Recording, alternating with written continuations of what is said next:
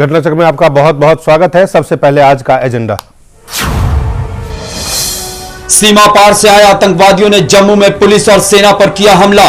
Lieutenant colonel समेत 9 शहीद, 3 आतंकी भी ढेर। लेकिन प्रधानमंत्री ने कहा आगे बढ़ेगी वार्ता प्रक्रिया।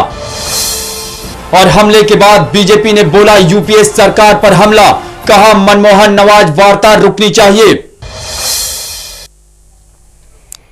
इससे पहले कि हम चर्चा शुरू करें और अपने मेहमानों से बातचीत करें, आपको हम सीधे लिए चलेंगे जम्मू में हमारे संवाददाता हरबंस नगोके हैं, जो पूरी जानकारी देंगे कि किस तरह से आज सवेरे में कठुआ और सांबा में दोहरा आतंकी हमला हुआ। और ये वो हमले हैं जिसमें एक कर्नल, लेफ्टिनेंट शहीद हुए हैं, 3 सेना के जवान शहीद हुए हैं, 5 पुलिस के जवान शहीद हुए हैं और 2 नागरिक शहीद हुए हैं। 3 आतंकियों को भी मार गिराया गया। लेकिन ये तमाम चीज़ें सवेरे से लेके दोपहर तक चलती रही। ये हमला जारी रहा और हमले के बीच में प्रधानमंत्री डॉक्टर मनमोहन सिंह का जो बयान आया वो भी साफ है। उन्होंने कहा कि शांति के विरोधी के जो भी प्रयास कर रहे हैं उसके आगे वो घुटने नहीं टेकेंगे। उन्होंने कहा बातचीत जारी रहेगी। एक तरफ शहीदों की चिता जलेगी और दूसरी तरफ डॉक्टर मनमोहन सिंह न्यूयॉर्क में पाकिस्तान के प्रधानमंत्री नवाज शरीफ से बातचीत करेंगे। हरबंस नगोके से बातचीत करेंगे। आपको अपने मेहमान के बारे में बता दें, हमारे साथ air marshal retired RC Vajpayee साहब हैं, रक्षा विशेषज्ञ हैं, श्याम जाजू साहब राष्ट्रीय सचिव हैं बीजेपी के, भूपेंद्र धर्मानी साहब हैं, वरिष्ठ पत्रकार हैं, राजीव त्यागी जी हैं, प्रवक्ता है कांग्रेस पार्टी के। और हरबंस नगोके से हम कोशिश करते हैं। हरबंस, आप, मेरी आवाज आ रही है आपको? हाँ जी, मैं आपको सुन पा रहा हूं जी। हरबंस, हमें ये बताएं कि ये जो हमला आज का है ये कैसे और कब और इसमें क्या हुआ है? इसमें सुबह जो जिला जी, हेलो जी, बोलिए दिलीप जी, ये जो हीरानगर जिला, हेलो जी, बताइए, बोलिए हरबंस जी, बताइए। जी दिलीप जी, ये जो हीरानगर में जो पुलिस स्टेशन है वो भारत पाक अंतरराष्ट्रीय सीमा से कुछ दूरी पर है जी। वहां पर आतंकवादी 3 आते हैं और वहां पर पहले ग्रेनेड फेंकते हैं, हमला करते हैं, सिपाहियों को मारते हैं। वहां पुलिस के द्वारा जब्त किया गया ट्रक लेते हैं, ड्राइवर को, कंडक्टर को मार देते हैं। वो ट्रक लेके वहां से सांबा आ जाते हैं, जहां एक सांबा का ब्रिगेड है और वहां पर पास में ऑफिसर मेस है जहां पर कई परिवार भी ऑफिसरों के रहते हैं। वहां घुसकर वो हमला करते हैं और ये लगभग 7-8 घंटे घटना चक्र रहा। अंत में शाम को 3 आतंकवादी मारे जाते हैं। कुल मिलाकर 13 व्यक्ति गए हैं। 3 आतंकवादी हैं, 4 सेना के हैं जिसमें एक लेफ्टिनेंट कर्नल हैं और 4 पुलिस वाले हैं और 4 ही सेना के हैं। 2 जो हैं सिविलियन हैं और 3 आतंकवादी हैं। जी, ये लगातार 24 घंटे में लगातार खबर आ रही है कि सीमा पे घुसपैठ के प्रयास किए जा रहे हैं। हरबंस, एक तरफ भारत और पाकिस्तान के बीच में बातचीत की बात प्रधानमंत्री कह रहे हैं कि हम बातचीत करेंगे, दूसरी तरफ ये हमले हो रहे हैं। जम्मू कश्मीर में लोगों का क्या मानना है, क्या कह रहे हैं जम्मू कश्मीर के लोग? देखिए, किस तरह जम्मू कश्मीर एक राज्य है मगर दुर्भाग्य है जम्मू कश्मीर का। स्वयं कल मुख्यमंत्री ने यूरोपियन प्रतिनिधि मंडल को ये कहा था कि ये जम्मू कश्मीर का पूरी तरीके से विलय संपूर्ण नहीं है, शर्तों के आधार पर हुआ था। ये बात कश्मीर वाले मानते हैं, जम्मू डिवीजन के लोग इसको नहीं मानते हैं और ना ही लद्दाख वाले मानते हैं। तो राज्य में तीनों ही डिवीजन, जम्मू कश्मीर लद्दाख की विचारधाराओं में उतना ही फर्क है जिस तरह हिंदी का शब्द 3 और 6 आपस में मिल नहीं सकते। विचारधाराएं अलग हैं। अलगाववादियों का और अधिकतर कश्मीर का यह मानना है कि भारत सरकार लगातार कश्मीर पर फौज का हुकूमत कर रही है, मानवाधिकारों का हनन कर रही है। जम्मू डिवीजन में ऐसा नहीं माना जा रहा है, मगर पाकिस्तान की तरफ से लगातार घुसपैठ और आतंकवाद जारी है। नहीं, लेकिन पाकिस्तान की तरफ से जारी है और जारी अभी भी आप कह रहे हैं जारी है, लेकिन सवाल ये है कि जो हमले हुए हैं और जो डॉक्टर मनमोहन सिंह बातचीत करने की जो बात कह रहे हैं, वार्ता प्रक्रिया को आगे बढ़ाने की बात कर रहे हैं, इस पे जम्मू में या लद्दाख में या श्रीनगर से क्या प्रतिक्रिया है लोगों का, नेताओं का? श्रीनगर में तो इसकी कोई ज्यादा प्रतिक्रिया नहीं है। जहां तक कि आज शाम तक हम इस घटना को देखते रहे कि श्रीनगर से किसी भी अलगाववादी नेता की तरफ से इस घटना की निंदा नहीं हुई है जी। और जब इस बारे में मैंने कुछ अलगाववादियों से बात की तो उनका ये कहना था जब कश्मीर घाटी में कुछ निर्दोष युवक मारे जाते हैं तो जम्मू की में से कोई ऐसी घटनाओं की निंदा नहीं करता जहां पर मानवाधिकारों का हनन सुरक्षा बलों के द्वारा होता है। तो आपस में मतभेद है। जहां तक जम्मू के लोगों का मानना है, आज सीमावर्ती क्षेत्रों का दौरा देकर पाया, इससे आम जम्मू डिवीजन के लोगों को ज्यादा इंटरेस्ट नहीं है। बातचीत हो ना हो, उनका यह मानना है कि जब तक समस्या का समाधान नहीं होगा, पाकिस्तान से आतंकवाद चलता रहेगा, सीमावर्ती लोग पिसते रहेंगे, शासन चाहे किसी का भी हो, ये उनको प्रमाण हो चुका है। जी चलिए हरबंस जी, बहुत बहुत धन्यवाद आपका। आपको हम आईजी जो है जम्मू रेंज के राजेश कुमार, जब ये तमाम चीजें वहां पे हमले चल रहे थे, मुठभेड़ चल रहा था, तब क्या हुआ ये वो बता रहे हैं। सुबह करीब 6:45 बजे पहला इंसिडेंट जो है पुलिस स्टेशन हीरानगर जो कठुआ जिले में आता है वहां पे हुआ। वहां कोई 3 से 4 मिलिटेंट्स एक ऑटो में बैठ के पुलिस स्टेशन पहुंचे। पुलिस स्टेशन का संतरी जो था उसको फायर करके पहले उसको मारा, उसके बाद पुलिस स्टेशन के अंदर घुसे। अंदर जो हमारे लोग थे तो उनमें से 3 कैजुअल्टीज पुलिस स्टेशन के अंदर हुई। फिर वहां पुलिस स्टेशन के बाहर से इन्होंने एक ट्रक पकड़ा और वो ट्रक का कंडक्टर जो था उसको वहां पे फायर किया, ड्राइवर को साथ लिया और वहां से ट्रक को लेके नेशनल हाईवे की तरफ निकले। नेशनल हाईवे पे कुछ दूर आके वो ट्रक को इन्होंने अबंडन किया है। वहां से शायद ऐसा लगता है कि दूसरा कोई गाड़ी साथ लेके उसमें बैठ के और यहाँ पे सांबा का जो ये आर्मी का कैंप है इसके पास पहुंचे हैं और उसके बाद कैंप के अंदर घुसे हैं। जो आई विटनेस है वहां पे, जिन्होंने आंखों से तमाम चीजों को देखा, उन्होंने क्या कहा वो भी आपको हम दिखाते हैं। उसके बाद क्या हुआ कि जो ट्रक इन्होंने जफ्ती में डाला था ना, उसका कंडक्टर इन्होंने मार दिया। ड्राइवर को इस्तेमाल करके ले आए। ड्राइवर ने यहाँ पे छोड़ के ड्राइवर फिर वापस गया। उस गाड़ी में 7-8 हैंड ग्रेनेड भी थे मौके पे जब वापस गई गाड़ी। तो ये देखा। गाड़ी कहाँ पे है? गाड़ी थाने में, वो अभी वापस में थाने में। ड्राइवर कहाँ है? ड्राइवर भी थाने में अभी। ठीक है। तकरीबन 6 बजे। मेरा नाम अशोक कुमार है। हमने ये देखा है कि ये 6 बजे का वाकया है। अचानक जब फायरिंग की आवाज आई तो हमारे बच्चे जाते हैं स्कूल, तो मेरे भाई ने ये फोन किया कि जहाँ फायरिंग हो रही है आप बच्चों को जहाँ रोक रखा है। जब हमने थाने में जाके देखा तो ये एक तो बड़ी नेग्लिजेंसी काउंट ये होती है कि थाने में कोई सेंट्री नहीं था। दूसरा, जब वो जो माल खाने का सेंट्री होता है उसके ऊपर उन्होंने अटैक किया, उसको मारा। उसके बाद उन्होंने अंदर जो जहाँ मुंशी बैठता है वहाँ फायरिंग की, उसको भी मारा।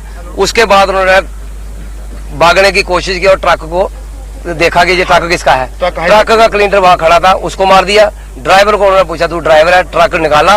ट्रक निकालने के बाद वो उन्होंने बंदूकें तानी हुई थी। रास्ते में वो नारेबाजी करते आए। उमर अब्दुल्ला जम्मू कश्मीर के मुख्यमंत्री, उन्होंने क्या कहा वो आप खुद देख लें। इस रियासत के मसलों को हल करने की कोशिश की जाती है तो बातचीत को शुरू होने से पहले ही उसको खत्म करने की कोशिश की जाती है।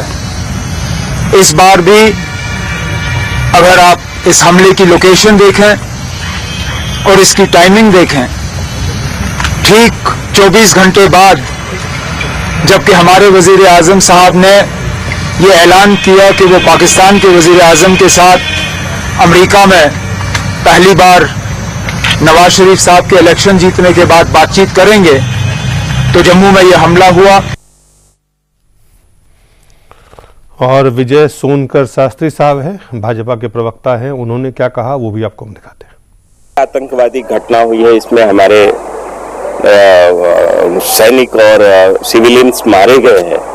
उस पर ये समझ में नहीं आता है कि यूपीए सरकार और मनमोहन सिंह वार्ता के लिए क्यों इतना उद्धत है। हमें तो चाहिए कि उनको उन्हीं की भाषा में जवाब दिया जाए। और भारतीय जनता पार्टी का भी यही विचार है कि उन्हें उनकी ही भाषा में जवाब देनी चाहिए। हमें एक साथ मिलकर के आतंक के खिलाफ लड़नी चाहिए, ये तो सभी लोग कह रहे हैं, पर सच्चाई तो ये है कि जो सरकार जो सिग्नल दे रही है, सरकार ने जो अभी तक किया है, उसी का परिणाम है कि ये आज पाकिस्तान का इतना मन बढ़ा हुआ है और वो अनेकों इस प्रकार की घटनाएं कर रहे हैं। हमें लगता है कि अब ये वार्ता इत्यादि का क्रम छोड़ करके अब पूरे देश की मनोभावना को देखते हुए कुछ ठोस कदम उठाने की जरूरत है, और ये ठोस कदम कि उनको उन्हीं की भाषा में जवाब दिया जाए। राज बब्बर है, कांग्रेस पार्टी के प्रवक्ता है, उन्होंने क्या कहा? बहुत ही घृणित हमला है, बहुत ही निंदनीय है।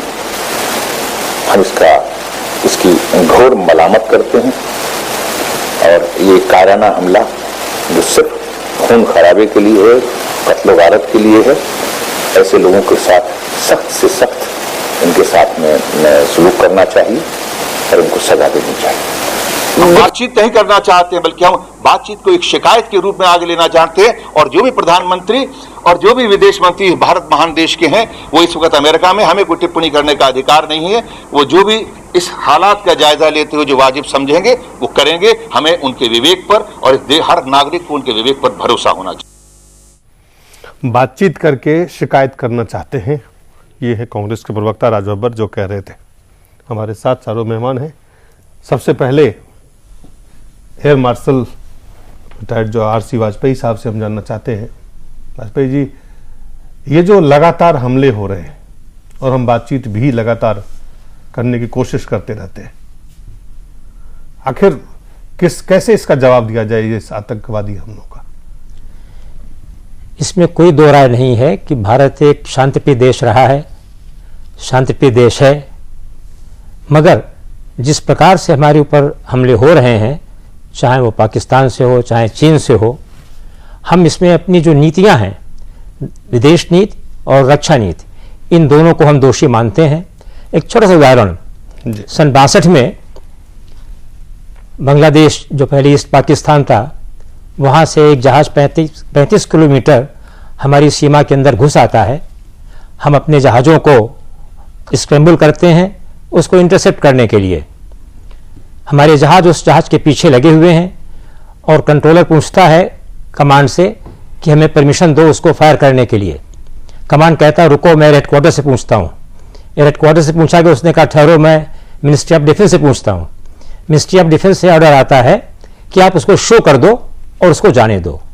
अब आप अंदाज लगाइए जिस प्रकार से उस समय हमारे पास कम्युनिकेशन सिस्टम था और जिस प्रकार से ये चेन ऑफ कमांड थी, ये नीतिगत थी जो उस समय लागू थी, वो जहाज पहले ही जा चुका था अपने सीमा के अंदर और हमारा जहाज उसको वापस आना पड़ा बगैर उस पर फायर किए हुए। यही नहीं, अभी हाल की बात देखिए आप, ITBP जो सीमा पर लगी हुई है चीन की तरफ, उसको गृह मंत्रालय ने पता नहीं किन कारणों से उसको उसको मिनिस्ट्री ऑफ डिफेंस को या आर्मी हेडक्वार्टर के अंदर उसको काम करने के लिए मना कर दिया। यही नहीं, पाकिस्तान बॉर्डर पर भी आप जिस प्रकार से शो से देखें कि हम जो जमीन जीत जाते हैं उसको भी वापस कर देते हैं। इससे जो मनोबल हमारे रक्षा कर्मियों का है वो गिरता रहता है। ये कह देना कि हम लोग ट्रिगर हैप्पी हैं, ऐसी बात नहीं है। हम भी शांति चाहते हैं, कोई नहीं चाहता है मरना बॉर्डर के ऊपर। अब आप देखिए ग्लेशियर के ऊपर जो लोग बैठे हुए हैं उनकी क्या हालत है। जो लोग वहां जाते हैं वही समझ सकते हैं कि क्या उनकी किन स्थितियों में रह रहे हैं वहां पर। तो इस प्रकार से हमारी नीतियां जो हैं हमें छूट देनी चाहिए। और इस आज आप कह रहे हैं कि हमारी रक्षा और विदेश नीति की वजह से ये तमाम हमले हो रहे हैं और होते रहेंगे जब तक अपनी नीतियों में बिल्कुल हम बदलाव नहीं करेंगे। बिल्कुल धर्मानी साहब, देखिए, मुझे लगता है कि एयर मार्शल साहब ने काफी कुछ क्लियर कर दिया है। आखिर बातचीत कब तक होती रहेगी, कितनी बार होगी? मुझे लगता है चाहे अगर आप देखें जो हम पूर्व प्रधानमंत्री जिनका भी मुझे लगता है जिक्र जरूर आएगा इस चर्चा के अंदर, कि वो बस लेकर गए, कारगिल हुआ। तो कारगिल हुआ, उस समय नवाज शरीफ प्रधानमंत्री थे और वाजपेयी जी ने उसके बाद ये बात कही कि मेरी पीठ में छुरा घोंपा गया, और नवाज शरीफ ने भी बात मानी। नवाज शरीफ का क्या हाल हुआ? आखिर इस बातचीत के लिए इतनी जल्दी क्यों? ये एक बहुत बड़ा प्रश्न है। एक मिनट मैं जो बात कहना चाह रहा हूं, नवाज शरीफ अभी आए हैं, उनको मौका दिया जाना चाहिए कि वो एंटी इंडिया फोर्सेस के ऊपर एक्शन लेकर ये प्रूव करें कि वो वास्तव में शांति चाहते हैं और बातचीत चाहते हैं। जी, उनको कुछ टाइम देना चाहिए, उसके बाद बातचीत करनी चाहिए। जी, क्या कीजिए राजीव जी, आप दो खास करके एयर मार्शल साहब जो रिटायर्ड है, वाजपेयी साहब ने कहा कि हमारी जो रक्षा नीति है और विदेश नीति है, उसके कारण ये तमाम घटनाएं आज से नहीं लगातार होती रही है, और अगर यही नीति रही तो होती रहेंगी। एक बात, हमारी रक्षा नीति और विदेश नीति, और उन्होंने उदाहरण के साथ जो 65 में और 71 में थी, वो आज भी है।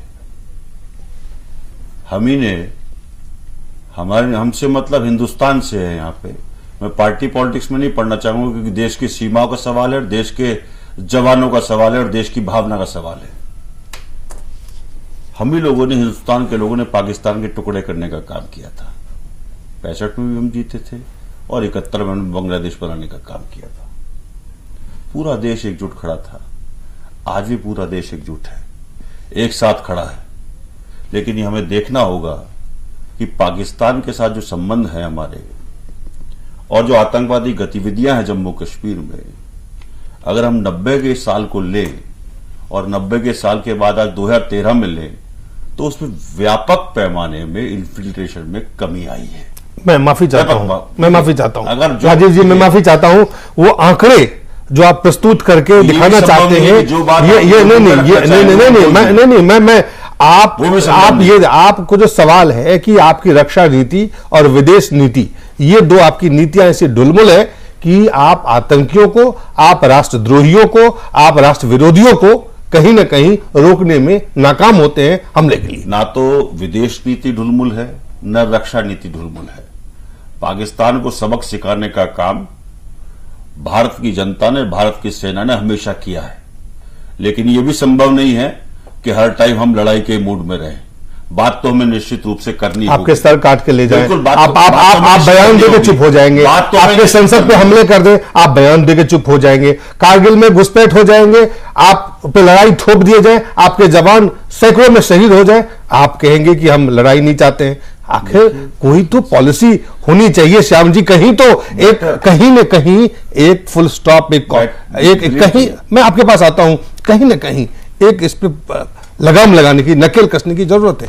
पर देश नहीं देख पा रहा है। संयुक्त राष्ट्र महासभा को संबोधित करने गए हुए प्राइम मिनिस्टर पंतप्रधान मनमोहन सिंह, जाते समय भी यह विषय चल रहा था और आज की घटना ने और उसको उजागर कर दिया है। पाकिस्तान में आतंकवाद प्रशिक्षण केंद्र चल रहे हैं, उनका लगातार भारत पर हमला हो रहा है, हमारे 2 जवानों के सर काटे जा रहे हैं, हमारे 5 जवानों की हत्या हो रही है। इस प्रकार की सब घटनाएं होते हुए भी प्राइम मिनिस्टर जो महंगाई के बारे में मौन रहते हैं, जो करप्शन के एक भी मामले में बोलते नहीं, अपने डिपार्टमेंट में फाइल जो गए नहीं बोलते नहीं, ऐसे विषयों में मौन रहने वाले मनमोहन सिंह आज एकदम एग्रेसिवली बोलने जाते हैं कि नहीं, हम तो बातचीत करके ही रहेंगे, हम आतंकवादियों के सामने घुटने टेक के रहेंगे। इस प्रकार की कौन सी नीति है और ऐसे कौन सी नीति का यह क्रियान्वयन कर रहे हैं? यही मनमोहन सिंह है जिन्होंने 26 नवंबर 2008 को बंबई के हमले के बाद और अभी 2 जवानों के सर काटने के बाद, जब तक पाकिस्तान में पाकिस्तान की आतंकवाद की कार्रवाई बंद न होगी हम बात नहीं करेंगे, इस प्रकार का बयान देने वाले मनमोहन सिंह आज इतने उत्साह से पूरे देश के जवानों का, देशभक्तों का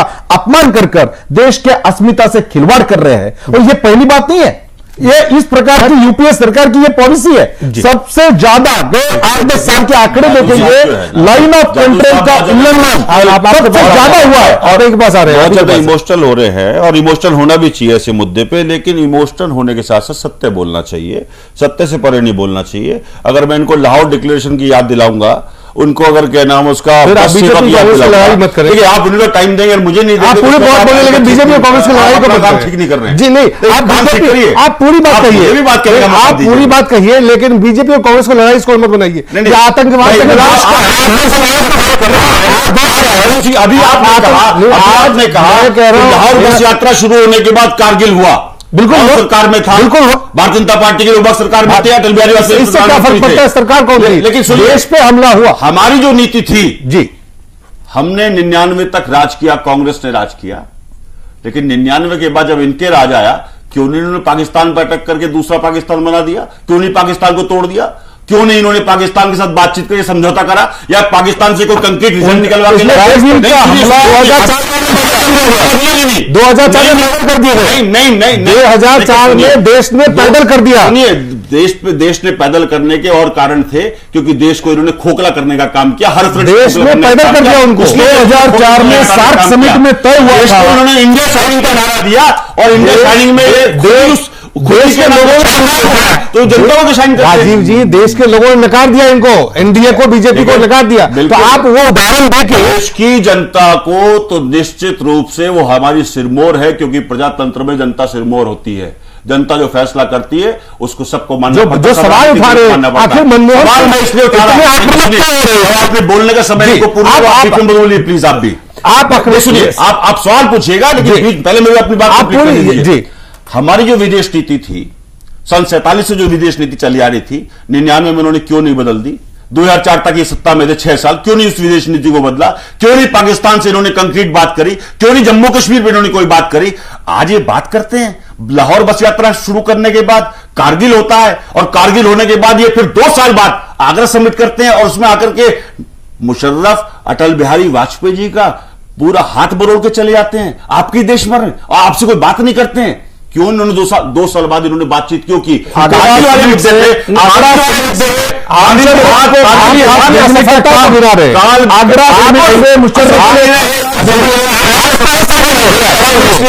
होम मिनिस्ट्री के जो आंकड़े कहते हैं 2004 में 165 लोग इंसिडेंट हुए जम्मू कश्मीर में, और 700 हाँ इनके कारण हुए, कारगिल बिल्कुल। जबकि सवाल बीजेपी कांग्रेस का नहीं है। बात यह है, देखिए सवाल भारतीय जनता पार्टी की आदत है कि दूसरे की कमीज पे दाग डालते हैं, जबकि पूरी कमीज काली हुई पड़ी है। कमीज काली है। आप अपनी कमीज के बारे में बात करिए। इस सरकार के मनमोहन सिंह के जो सवाल उठाए हैं उसके बारे में तो जवाब दीजिए कि आखिर मनमोहन सिंह आक्रामक क्यों हो गए पाकिस्तान से बातचीत करने के लिए? जब लोग मैं जवाब के लिए इसलिए देना चाहूंगा, मैं जवाब देना चाहूंगा भाई। मैं मुतमईन हूं, मैं आशान्वित हूं, मैं इस बात को लेकर के पूर्ण रूप से सहमत हूं कि जो आंकड़े मेरे पास है होम मिनिस्ट्री के और रक्षा मंत्रालय के, उससे निश्चित रूप से जम्मू कश्मीर में पहले से कम वारदात हो रही है। इन्फ्लिटेशन की भी, सिविलियंस भी कम मरे, हमारी सिक्योरिटी फोर्स के लोग भी कम मरे, और साथ साथ आतंकवादी जो घुसते वो भी कम मरे, कम लोग भाग आए। जबकि आतंकवादियों को हमने आज भी जो इन्फ्लिटेशन हुआ उसमें भी मारा है हम लोगों ने, हमारी फोर्सेस ने मारा है। इस चीज को देखते हुए इस चीज को लेफ्टिनेंट कर्नल शहीद हुए, देखिए सेना के जवान शहीद हुए, पुलिस के जवान शहीद हुए, आम नागरिक शहीद हुए, और आप जो सवाल उठा रहे हैं शहीद हुआ है जी, वो जो व्यक्ति शहीद हुआ है उसकी परवाह है आपको? शहादत के प्रति मेरा सलाम, उसकी शहादत है, और आप बातचीत करना चाहते हैं तो इसलिए करनी पड़ेगी, बातचीत क्यों करनी पड़ेगी? इसलिए करनी पड़ेगी कि मैं आपको एक हिंदी कविता की 4 लाइन बताता हूं कि क्षमा शोभती उस भुजंग को जिसके पास गरल हो, उसको क्या जो दंतहीन विषहीन विदित सरल हो। वो आप उसको कहने से लेकिन हम लोगों को निश्चित रूप से बातचीत करके हमें जम्मू कश्मीर से लेकर के पाकिस्तान के और हिंदुस्तान के जो मसाइल हैं उनको बैठ करके सुलझाना। आप एक तरफ आपके सेना के जवान शहीद हो रहे हो, कितने आतंकी हमले हो रहे हैं, आप कह रहे बातचीत करते रहे। दो परिवारों की जब जंग होती है, परिवार की जंग नहीं, परिवारों की परिवार की जंग नहीं है, मुल्क की जंग है। दो के परिवार आपने खुद बताया, दो परिवार हैं, बिल्कुल 2 परिवार हैं। ये 47 परिवार नहीं थे। इंदिरा गांधी ने युद्ध क्यों किया? इंदिरा गांधी ने क्यों युद्ध किया? लाल बहादुर शास्त्री ने क्यों युद्ध किया? कारगिल युद्ध क्यों हुआ? फिर आप युद्ध कर रहे हैं, आप कह रहे परिवार में केवल शांति वार्ता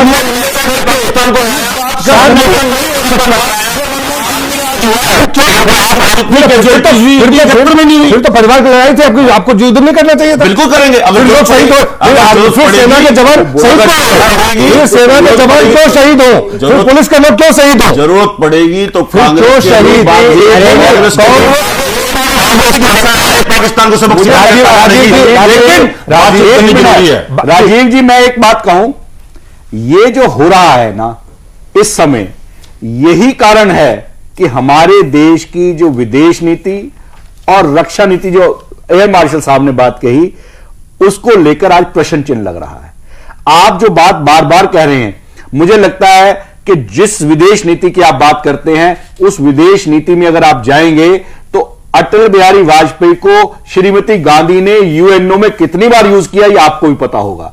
ये उस समय ने किया। राजीव जी, आपने बात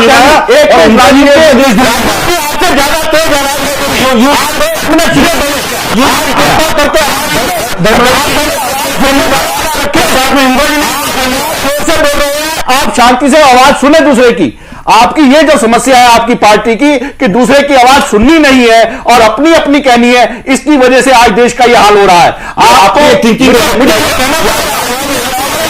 नीति है मचा हुआ है, उसके बाद भी आप इतना चीख चीख कर बोल रहे हैं दूसरे की सुनने की। आप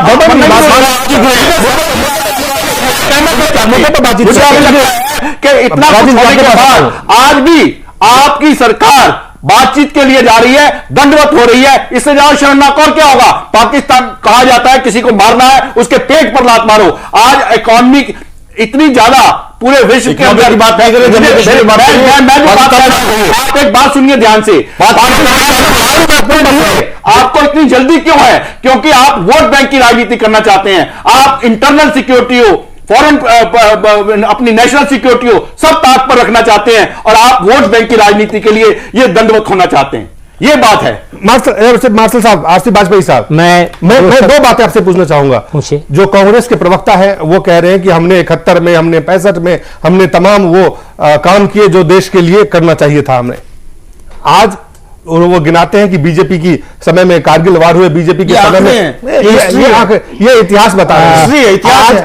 आज ये बीजेपी कांग्रेस के ऊपर, कांग्रेस बीजेपी के ऊपर अटैक करके देश को गुमराह नहीं कर सकते। मैं आपको इसको बता रहा हूं, मैं चाहता हूं कि समाधान निकले पाकिस्तान में। समाधान मैं जवानों की शहादत, मैं बिल्कुल चाहता हूं जवानों की शहादत ना हो। मैं चाहता हूं राजीव सवाल वाजपेयी साहब ये है जी कि आपको लगता है कि we are on the track, कहीं पे हमारी जो रास्ते हैं, जो मुल्क का रास्ता है, वो उस रास्ते पे है, जो नीति है हमारी कि हम आतंक से सीधा लड़ाई लड़ रहे हैं या हम आपस में जो सियासी स्कोर करने का काम कर रहे हैं? बड़ा दुख होता है जब हम देखते हैं कि आप आंकड़ा दीजिए हमारी सरकार का, आप आंकड़ा दीजिए उनकी सरकार का, आप अपनी सरकार और आंकड़े में आप लोगों को और मुल्क को आप फंसा के रखिए। मैं आंकड़े की बात बताने मैं आपको पास आता हूं। दिलीप जी थोड़ा समय देंगे? जी बिल्कुल। बड़ा दुख होता है जब मैं सुनता हूं एक पार्टी कहती है कि उसने 1 लाख रुपए की घूस ली, तो मैं 1,75,000 करोड़ की घूस क्यों नहीं ले सकता हूं?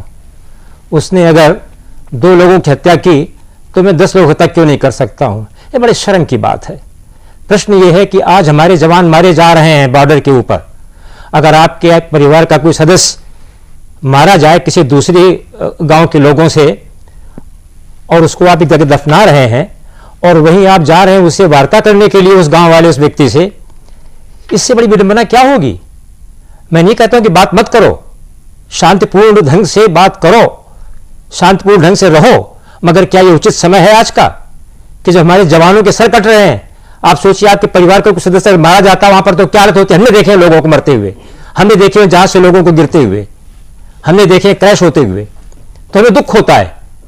दुख किस लिए होता है कि हमारे हाथ बांध दिए जाते हैं और अब पीछे हाथ बांध कर आप लड़ना चाहिए। कैसे आप लड़ेंगे? आप अगर पहलवान हैं, अखाड़े में खड़े हैं आप, तो आपके हाथ तो खुले होने चाहिए ना, हमारी तैयारी होनी चाहिए ना। क्या तैयारी थी? चाहे सन 65 का ले लो, 62 का ले लो, उसके बाद और तैयारियां क्या, अभी तक क्या तैयारियां हो रही हैं? चाहे वो हथियार हो, अस्त्र हो, चाहे वो कम्युनिकेशन सिस्टम हो, कुछ भी हो। जिस प्रकार से आप देखिए बरसों लग जाते हैं, एक एक केस के 20-20 साल तक पड़े रहते हैं वहां पर। हम उस नीति की भी बात करते हैं साथ में, हम भुक्त हो गई है, हमने केसेस डाले वहां पे, उनका हम जिक्र यहां नहीं करेंगे, मगर इतना बता देंगे कि ऐसे केस हैं, सबूत मांगेंगे हम दे देंगे कि जो 20-20 साल से वहां पड़े रहे और मिनिस्ट्री ऑफ डिफेंस ने उन पर निर्णय नहीं लिया। क्यों नहीं लिया? फिर हम किसी बात करते हैं सेक्रेटरी से, वो कहता है कि साहब अगर एयरफोर्स का केस था, एक बहुत बड़ा केस था जिसको बाद में उन्होंने अभी किया है, कि अगर चाहती एयरफोर्स तो पहले आती। उनको यह ज्ञान नहीं था कि उनके आने के 10 साल पहले से वो केस चल रहा था। तो अगर इस तरह की हमारी नीतियां हैं वहां पर और इस तरह के कार्यकर्ता लोग हैं, तो कैसे हमारी तैयारी हो पाएगी? और ये कह देना कि नहीं साहब हम शांति चाहते हैं और कुछ भी हो हम बात करेंगे उनसे, इससे बड़ी दुखदायी बात क्या हो सकती है? ये पावर का दुरुपयोग, शक्ति का दुरुपयोग है जी। थोड़ी सहानुभूति रखो उनके साथ, जिनके परिवार वाले मारे गए हैं वहां बॉर्डर के ऊपर और किस तरह से लड़ रहे हैं उनसे। वो थोड़ा नीति में बदलाव लाओ, शांतिपूर्ण ढंग से हम भी बात करना चाहेंगे के लिए। क्या संकेत आप जो बात, जो मैं उस सवाल को आपको रखना चाहता हूं कि आपके परिवार का एक जो व्यक्ति है वो शहीद किया जा रहा है और आप कहते हैं कि हम शांति बहाल करेंगे। देखिए समय, देखिए माहौल, देखिए मैं सवाल है, 26/11 के हमले हुए जी, प्रधानमंत्री ने क्या कहा? शहीद के सर, जवान के सर काट के ले गए, प्रधानमंत्री ने क्या कहा? सीमा पे जवानों को मार दिया गया, प्रधानमंत्री ने क्या कहा? और मैं सिर्फ आपसे यह पूछना चाहता हूं कि 26/11 से लेकर अब तक ऐसा क्या बदल गए? भारत ने ऐसी कौन सी ठोस कार्रवाई या कौन सा परिणाम आपके प्रयास का हुआ जो आप आज बातचीत करना चाहते हैं? और वो बातचीत उस समय जब आप शहीद की चिता जला रहे हैं, ये कौन सी, ये किस नीति का सवाल, राजीव जी के पास, ये किस नीति का हिस्सा आप मानते हैं? देखिए ऐसा है, पाकिस्तान के परिप्रेक्ष्य में अगर आप देखें तो ये सरकार की नीति है जिसकी वजह से आज पाकिस्तान डिस्टर्ब स्टेट है, फेल्ड स्टेट है और पूरे वर्ल्ड में वो नंगा हो चुका है कि वो आतंकवादी को प्रश्रय देने वाला स्टेट है। पाकिस्तान के बारे में जो कूटनीति सरकार की रही है जिसकी वजह से ये सब हुआ है।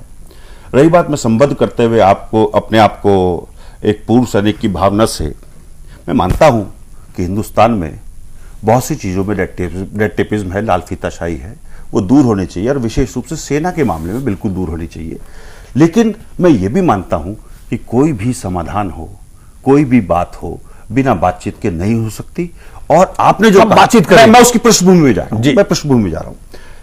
जो हमारी माइथोलॉजी है वो माइथोलॉजी वसुदेव कुटुंबकम की माइथोलॉजी है कि पूरा विश्व कुटुंब है। उस माइथोलॉजी से हम लोग बात चलते हैं और विशेष रूप से जो हिंदुस्तान में 85% करीब करीब हिंदू रहते हैं वो इस फिलॉसफी को मानते हैं। वो मानते हैं कि क्या नाम उसका, हम लोग बाग विश्व को एक कुटुंब की तरह से मान करके हम लोग बाग सभी से भाईचारा निभाना चाहते हैं।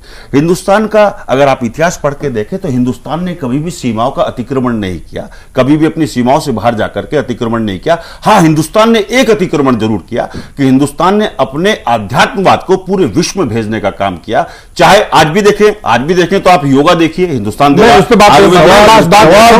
लेकर आपने पाकिस्तान के पास से क्या ऐसा कठोर कार्रवाई दी? सवाल का है सर, मैंने जवाब दे दिया कि हिंदुस्तान की जो माइथोलॉजी है वो वसुदेव कुटुंबकम की माइथोलॉजी है। उस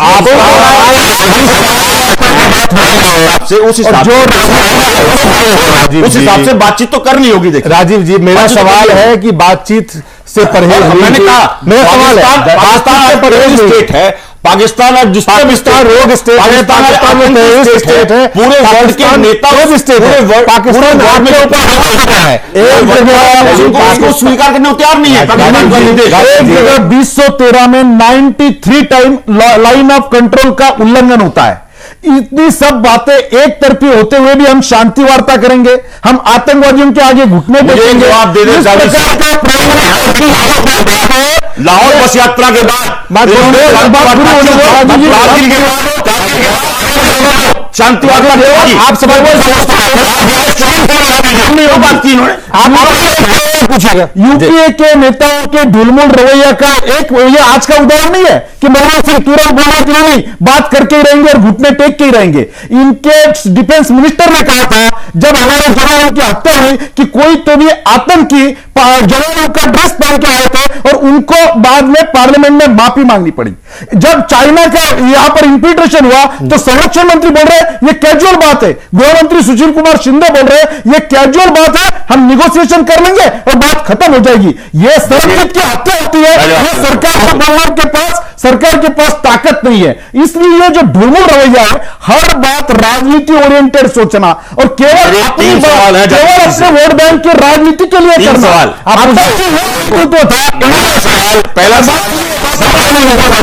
अटल जी वो नेता थे जिन्होंने मुशर्रफ को वापस खाली हाथ लौटाया आगरा समिट के बाद, जब उन्होंने यह तय किया कि हमारे आतंकवादी कृत्य बंद नहीं होंगे तभी हम वार्ता करेंगे, अटल जी ने उनको खाली हाथ लौटाया। कारगिल के टाइम आक्रमण करने का काम अटल जी ने किया। तो ये सब बातें में इस प्रकार बिल्कुल ढुलमुल रवैये से इस प्रकार का काम नहीं चलेगा। मनमोहन सिंह सरकार और यूपीए सरकार से हम इस प्रकार की उम्मीद नहीं कर सकते। पूरे जवानों का मनोबल खच्ची करने का काम, देशभक्तों का अपमान करने का काम इस सरकार की इस बातचीत के माध्यम से हो रहा है।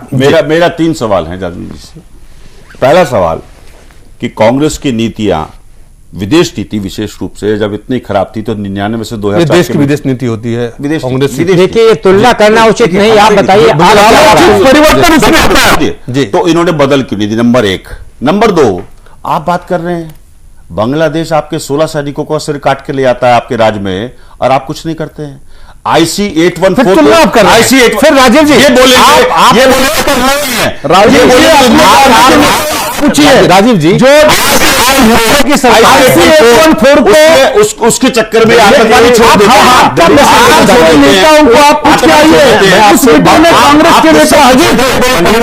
के बारे में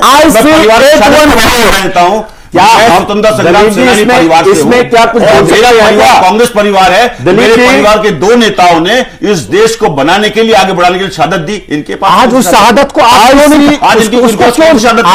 उस शहादत की परवाह क्यों नहीं? मैं पूछना चाहता हूं आज उस शहादत की परवाह क्यों? हमारी नीति बदलते आज उस शहादत की परवाह क्यों नहीं? नंबर 2, लाहौर समिट होने के बाद, कारगिल होने के बाद 2 साल बाद उन्होंने बातचीत क्यों की? आगरा समिट क्यों बुलाया? 2004 में समाधान को कंक्रीट समाधान देने के लिए, आप पूरा समाधान देने के लिए बातचीत तो करनी पड़ेगी। बातचीत किस माहौल में? बातचीत जो माहौल है आज के माहौल में, जो माहौल है आज का, मैं मानता हूं कि माहौल ठीक नहीं है, मैं मानता हूं कि गमगीन माहौल है, मैं मानता हूं शहादतें हो रही हैं, लेकिन उसके बाद भी अगर हम ताकतवर हैं, अगर हम ताकत रखते हैं, हम लोग बाग रियली ईमानदारी से रिश्ते निभाते हैं, हम लोग बाग बड़े देश हैं, बड़े व्यक्ति हैं, बड़े भाई हैं, तो बातचीत तो खाते रहेंगे और बातचीत करते रहेंगे। देखिए दलीप जी, मुझे ये लगता है कि राजीव भाई ने बहुत सारी चीजें बहुत साफ गोशी से स्वीकार की हैं। मुझे आप ये तो मानते हैं कि आज का माहौल ठीक नहीं है, बातचीत से कोई इनकार नहीं कर रहा है। सवाल एक मिनट राजीव जी, आप 1 मिनट सुन लीजिए पूरी बात। सवाल यहां पे जितने लोग बैठे हैं, बातचीत का कोई विरोध नहीं कर रहा है। सवाल है आज क्या हो रहा है, आज के परिप्रेक्ष्य में कब होना चाहिए, सवाल ये है। सवाल ये है आपने बहुत कुछ बोल दिया, 1 मिनट सुन लीजिए बात, ध्यान सुनने के बाद मादा रखिए। मेरा यह कहना है कि अभी नवाज शरीफ आए हैं, नवाज शरीफ अपने एक्शन से दिखाएं कि भारत विरोधी जो वहां फोर्सेस हैं उनके खिलाफ वो क्या एक्शन ले रहे हैं, उनकी क्या नीति है। आज जो कुछ भी हो रहा है आपके सामने है, किस प्रकार के बॉर्डर के ऊपर आप अगर आप आंकड़ा चाहते हैं तो इसी साल में 140 बार पाकिस्तान ने अपना जो अपनी सीज फायर है उसका उल्लंघन किया है। 56 बार तो अगस्त महीने में जाते हैं। एक मिनट, आप पिछले साल के आगे 94 बार किया है और 19 बार मैं कहता हूं कि आगे मत जाइए,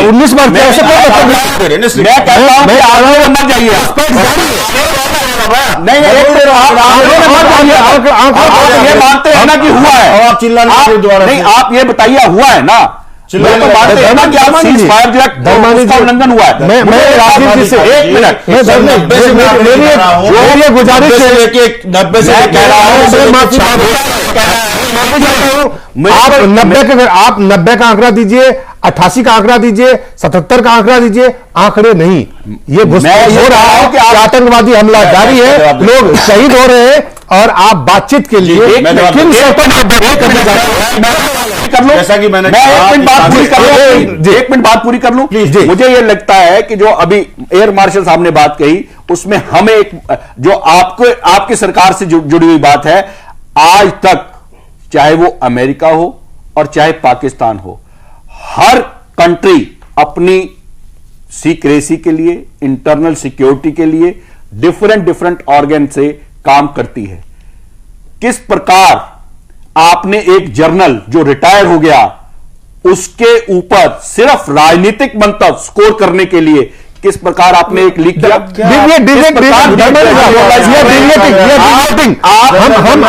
हम अपने मुद्दे से अलग भटक रहे हैं। मेरा मुद्दा है सेना के जवान शहीद हुए, पुलिस के जवान शहीद हुए, आप प्रधानमंत्री देश का कह रहा है कि हर कीमत पे हम बातचीत करेंगे। मेरा सवाल है आप बातचीत करें, लेकिन बातचीत करने से पहले किस ठोस कदम की जो आप लगातार जिस बात को लेकर ठोस कदम है पाकिस्तान का पूरा बहिष्कार, पाकिस्तान का पूरा बहिष्कार। कह रहा हूं जब प्रधानमंत्री ने पाकिस्तान पाकिस्तान जब तक धर्मानी साहब मैं कह रहा हूं प्रधानमंत्री ने लोकसभा में राज्यसभा में एक बार नहीं कई बार उन्होंने बात कही कि पाकिस्तान को ठोस कार्रवाई करनी होगी, पाकिस्तान को भारत को दिखाना होगा ये कि उन्होंने भारत विरोधी ताकतों पे नकेल कसने में वो काम कर रहे हैं। क्या वो माहौल, सवाल ये है कि क्या वो माहौल पैदा हुआ है? मैं कहता हूं कि दिलीप जी आप दोनों लोग एक मिनट राजीव जी, मैं तीनों लोग से ये जवाब चाहता हूं। एक मिनट सुनिए जी।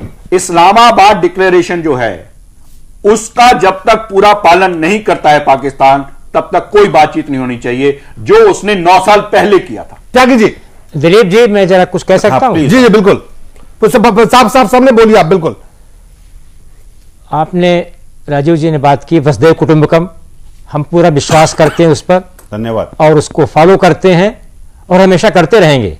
ये भारत की नीति रही है हमेशा से और आज भी है और रहेगी। दूसरा ये कि आंकड़ों से हमारी समस्या हल नहीं होगी। ये जो उदाहरण देना कि आंकड़ों की तुलना करने से समस्या हल नहीं होगी।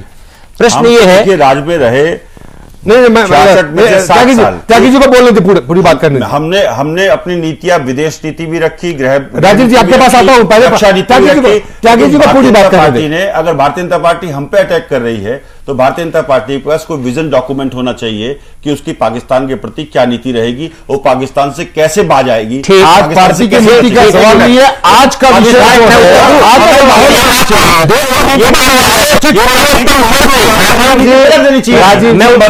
नंबर 2 पाकिस्तान के बारे में कहना चाहूंगा आपसे। मैं त्यागी जी कंप्लीट कर ले, मैं पूरी बात नहीं बता पाया आपको क्योंकि आपने बीच में छेड़ दिया। तो उसका उत्तर अगर मैं दूं तो शायद आप एक्सेप्ट करेंगे उसको।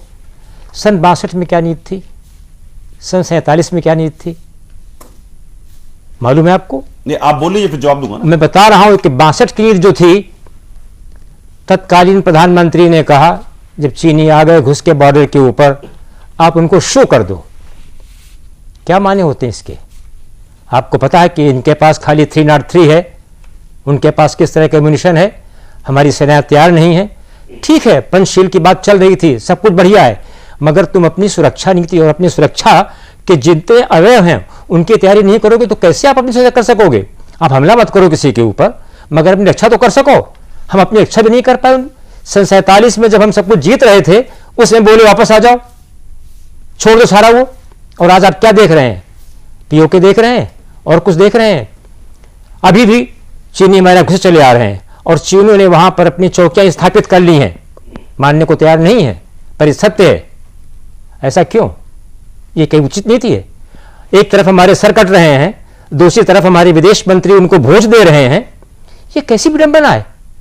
नीतियां, हम बहुत नीतियां हैं, मगर उनका जिक्र यहाँ नहीं करना चाहते हैं। ये नीतियां चूंकि ये माहौल नहीं यहाँ पर उस तरह का बात करने का।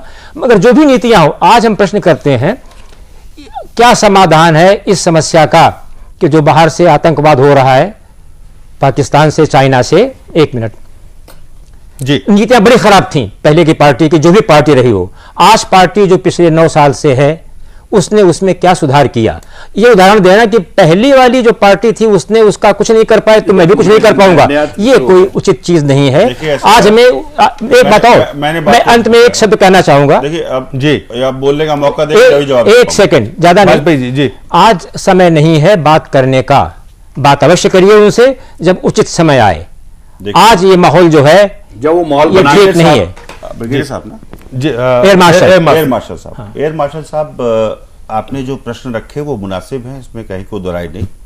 और ये यूपीए गवर्नमेंट का पिछले 9 साल का प्रयास ही है जिसकी वजह से आज पाकिस्तान पूरे विश्व में नंगा हो चुका है, एक आतंकी स्टेट के रूप में। नहीं, मैं इसको मानने को तैयार नहीं हूँ। अपने प्रयासों से आप ना माने राजीव जी, इसको देश में कोई लोग नहीं मानेगा। देखिए पाकिस्तान के जो बात हम कर रहे हैं, देखिए या तो बोल आप पूरी बात, आपने सवाल का जवाब, आपके साथ मेरी एक शिकायत ये है, शिकायत जब मैं बोलता हूं बीच में जरूर बोलता हूं। नहीं, मैं बीच में बिल्कुल नहीं बोलना चाहता हूं। मैं चाहता हूं या तो मैं कंप्लीट करूं या मैं अपने मुंह पे जो सवाल है उसका जवाब दें आप प्लीज। मैं वही दे रहा हूं। पाकिस्तान आज फेल्ड स्टेट है, आतंकी स्टेट है। आज पाकिस्तान से कोई भी देश उस पर विश्वास करने को तैयार नहीं है। ये हमारी ही सरकार की नीति है जिसकी वजह से पाकिस्तान उस चौराहे पे खड़ा हुआ है। नंबर 1। नंबर 2, जो बात उठ रही है कि पाकिस्तान से कैसे आप आगे चलेंगे, कैसे आप वार्ता आज की बात करिए दिलीप जी सुन लीजिए। जब भी कोई वार्ता होती है तभी इस तरह की गतिविधियां होती हैं, तभी कोई ना कोई आतंकी अटैक होता है जम्मू कश्मीर में। जब भी कोई वार्ता होती है, चाहे वो आतंकी करते हैं। कहां से आते हैं वो आतंकी ट्रेन कहां से करते हैं? उसकी दिक्कत क्या है? अभी इसकी दिक्कत समझिए। दिक्कत गृह मंत्री कहते हैं पाकिस्तान से आतंकवादी आ रहे हैं। मैं वही तो बता रहा हूं, दिक्कत क्या है उसकी तो समझिए। पाकिस्तान और हिंदुस्तान में अंतर सिर्फ जमहूरियत और सैनिक शासन का है। आज वहां चुनी हुई सरकार है, उस चुनी हुई सरकार से हम उम्मीद कर सकते हैं कि कहीं ना कहीं बातचीत करके कुछ समाधान निकल जाए। और जो सैनिक सरकार रही है वो उनकी राजनीतिक संस्कृति है। किस माहौल में आप बातचीत करने उनकी राजनीतिक संस्कृति है। हमारी राजनीतिक संस्कृति जमहूरियत की रही है। हमारी राजनीतिक संस्कृति में कभी भी सेना ने अपनी सीमाओं का, लक्ष्मण रेखा को उल्लंघन करने का काम नहीं किया। वहां सेना के हाथ में सारी चीजें हैं। वहां सबसे बड़ी दिक्कत का विषय यह है कि सेना में बैठे हुए बहुत सारे लोग मेरी बात का ध्यान दीजिएगा आप, सेना में बैठे हुए बहुत सारे लोग शांति प्रक्रिया के विरोधी हैं। वो नहीं चाहते कि भारत और पाकिस्तान शांति से रहे, क्योंकि वो अगर शांति हो जाती है तो निश्चित रूप से सेना के बहुत सारे पक्ष कटने का काम हो जाएगा, उनकी आमदनियां बंद हो जाएंगी। आज नवाज शरीफ, देखिए नवाज शरीफ साहब पे बीजेपी जब पावर में थी उन्होंने भी भरोसा किया। आज हम भी ये भरोसा करके चल रहे हैं कि नवाज शरीफ साहब कोई ना कोई इस बात का समाधान निकालेंगे। और मैं उम्मीद करता हूं कि जितने जम्मू कश्मीर में पिछले 10 साल में, 10 क्या 15 साल मान लीजिए चलिए, या 90 से लेकर के अब तक का दशक देख लीजिए, अब तक जितने वारदातें हुई हैं उनमें बहुत कमियां आई हैं। उस कमियों से मुझे लगता है आज जम्मू कश्मीर में इलेक्टेड गवर्नमेंट है और वो गवर्नमेंट अपना काम कर रही है। जम्मू कश्मीर आज आप देखिए, सबसे बड़ा उदाहरण तो यह है कि जम्मू कश्मीर में अमन चैन की बात जो मैं कह रहा हूं, आज एक क्रिकेटर इंडियन टीम में शामिल होता है, वो जम्मू कश्मीर से निकल के नौजवान होता है।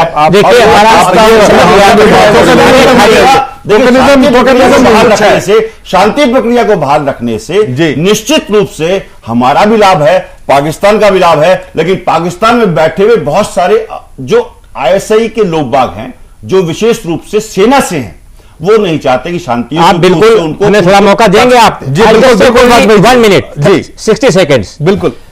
पहले हमें थोड़ी अब शंका है कि आपने कहा कि इस सरकार ने पाकिस्तान को नंगा कर दिया और पूरे विश्व में दिखा दिया कि हाँ वो बिल्कुल ही गरीब और गिरे हुए और सब कुछ है।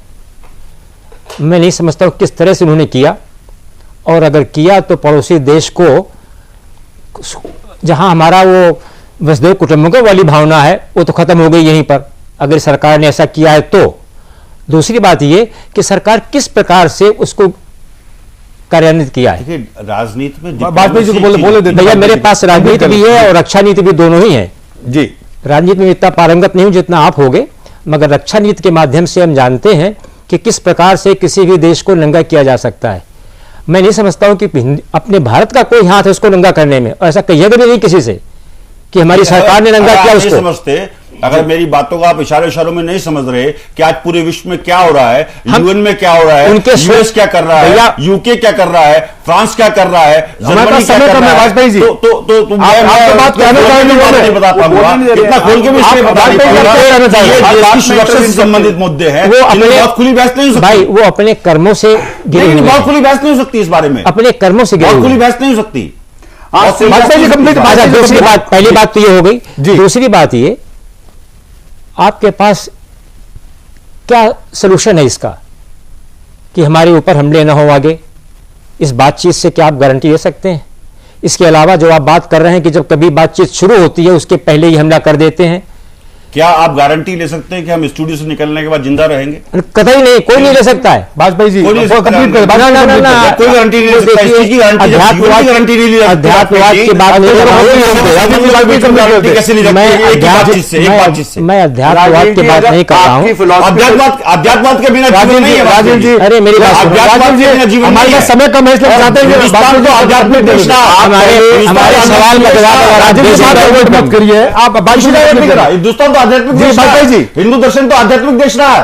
बात करें। अच्छा ठीक है जी, हमारा ये कहना है जी, अंत में मैं यही कहना चाहूंगा कि आज वो समय नहीं है जब हम पाकिस्तान से कोई शांति वार्ता करें, जब तक वो ये गारंटी न दे पाकिस्तान की सरकार, हम अपनी सरकार से बात नहीं कर रहे हैं, पाकिस्तान, हमारी सरकार तो कमलाई नहीं करती है, पाकिस्तान की सरकार ये हमें आश्वासन दे, और जैसा कि पहले भी कई बार हमारी सरकारें कह चुकी हैं कि जब तक आप आतंकवाद खत्म नहीं करोगे हम आपसे चर्चा नहीं करेंगे, और आज शायद हम उससे विपरीत आगे बढ़ रहे हैं, वो गलत है।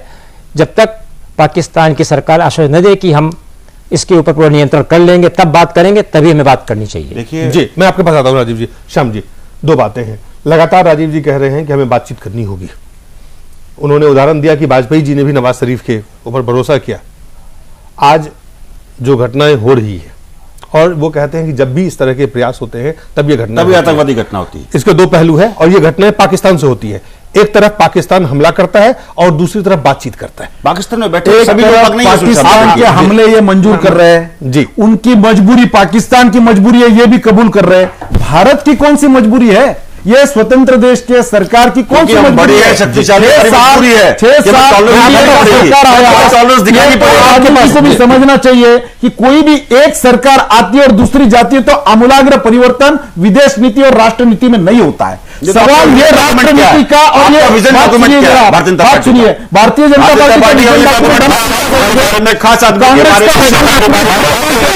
कांग्रेस का विजन डॉक्यूमेंट, कांग्रेस का बॉर्डर सिक्योरिटी वाला, कांग्रेस का अंतर्गत प्रशासन पूरे देश देख रहा है। अब वो विजन दूध का दूध, पानी का पानी बहुत जल्दी होने वाला है। तो सवाल ऐसे सब बातों में जो ढुलमुल रवैया इनका है, वो मारते रहेंगे, वो हमारे पर अटैक करते रहेंगे तो भी हम सरेंडर करेंगे। इस प्रकार के ये कालोचित जो परिवर्तन होना चाहिए, इस प्रकार का परिवर्तन कोई इनके नीति में दिख नहीं रहा। इनके असरदार कोई नीति सरदार मनमोहन सिंह के रूप में नहीं है, और अधिकारियों का पूरा मनोबल खच्ची करने का काम इनके पक्ष ने किया है। इसको कोई देश की जनता क्षमा नहीं कर सकती। मैं बिल्कुल नहीं कहना चाहता था कि IC-814 क्यों हुआ, आतंकवादी भारतीय फिर वही आप चला रहे, राजीव जी को ये नहीं मालूम है, चाहता था कि कांग्रेस के नेता का प्रस्ताव है, बिल्कुल नहीं चाहता था कि आगे हुआ, और मैं बिल्कुल नहीं चाहता था कि कारगिल के बारे में कुछ जिक्र करूं। लेकिन भारतीय जनता पार्टी की दिक्कत यह है कि भारतीय जनता पार्टी हिपोक्रेट्स की पार्टी है, जो दिखते हैं वो है नहीं, और इसी वजह से सिर्फ इसी वजह से भारतीय जनता पार्टी के लोगों के पास कोई भी किसी भी क्षेत्र में देश के मामले में कोई विजन डॉक्यूमेंट। मैं आपसे एक सवाल पूछना चाहता हूं राजीव जी। प्रधानमंत्री संसद में खड़ा होकर कहते हैं जब तक पाकिस्तान ठोस कार्रवाई नहीं करेगी हम बातचीत नहीं करेंगे। मैं आप पूरे सवाल को सुनिए, और बातचीत के लिए जब तक सही माहौल नहीं बनाएगी Pakistan has to take step to create atmosphere for talks. Sir बीच में आज मैं उसी को बोलूंगा। क्या आपको लगता है ये माहौल पाकिस्तान ने बना दिया है और अब आप बातचीत आपको करना चाहिए। मैं सिर्फ आपसे देखिए, हाँ या ना, मैं आशान्वित इसलिए हूं, मैं आशान्वित की बात नहीं कर रहा हूं, मैं आशान्वित इसलिए हूं, मैं उसी पार्लियामेंट में प्रधानमंत्री ने बयान दिया जिस पार्लियामेंट पे भारतीय जनता पार्टी के टाइम पे अटैक हुआ था, और उसी पार्लियामेंट से जो उन्होंने बयान दिया, मैं आशान्वित हूं कि चुनी हुई सरकार जो पाकिस्तान में बैठी मैं जो पूछ उससे कुछ ना कुछ रिजल्ट निकलना चाहिए। बातचीत के देखिए, आप एक तरफ आपके सेना के जवान शहीद हो रहे, पुलिस के जवान शहीद हो रहे, आप बातचीत के पक्ष है या नहीं है? कि जवानों की शहादत को मैं पहले सलाम कर चुका हूं, मैं खुद नहीं, आप उसको सम्मान नहीं, वो सम्मान नहीं, परिवार से हूं, वो सम्मान है, आपको लगता है ये सम्मान है? किसका? आप एक तरफ शहीद की चिता जलेगी और दूसरे बातचीत करेंगे, ये सम्मान है? इसको आप सम्मान मानते हैं? ये सामान्य माहौल है, इसमें बातचीत होनी चाहिए, ये आप अगर मानते हैं? हर शहीद इस जज्बे से शहीद होता है। मैं हर शहीद, हम जानो तन साथ, इसलिए और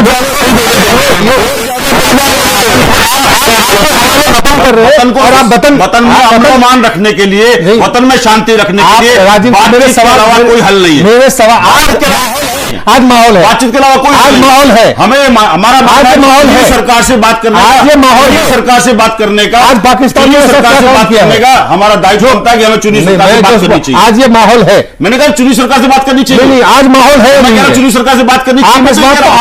आप इस बात को जिस माहौल की बात प्रधानमंत्री, लेकिन वो माहौल है या नहीं है? आपसे कि चुनी हुई सरकार से बातचीत हमें करनी चाहिए, करनी चाहिए, वो माहौल तैयार है। अब देखिए, वो परिस्थिति है जिसमें मैं मानता हूं कि जो आतंकवादी घटिया गतिविधियां जम्मू कश्मीर में हो रही हैं वो दुखद हैं, उसके लिए हम सभी लोग संवेदनशील हैं, शहीद हो रहे हैं, दुखद है, लेकिन बातचीत करेंगे, लेकिन उसके बाद भी बातचीत करेंगे, उसके बाद भी शांति कायम रखने के लिए, शांति कायम रखने के लिए